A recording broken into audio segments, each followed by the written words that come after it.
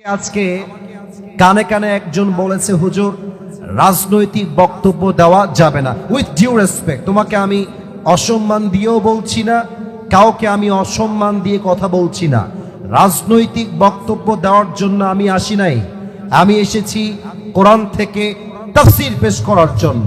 তবে একটা জায়গায় সবাই আমরা একমত, আগামীর বাংলাদেশে কোন স্বৈরাচারকে ক্ষমতার চেয়ারে আমরা চুল পরিমাণ বরদাস্ত করতে পারবো না।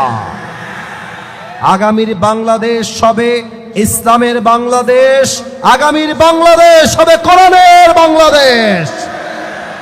এবং এই কথা বলার জন্য কেউ যদি বলে আসিফ হুজুর মাহফিলে এসে রাজনৈতিক বক্তব্য দিয়েছে, দলীয় বক্তব্য দিয়েছে, মাথায় রাখতে হবে ইসলামের বাংলাদেশ হবে শুনলে যার গায়ে চুলকানি শুরু হয়ে যায় তারা স্বৈরাচারের দালাল ছাড়া আর কিছুই হতে পারে না।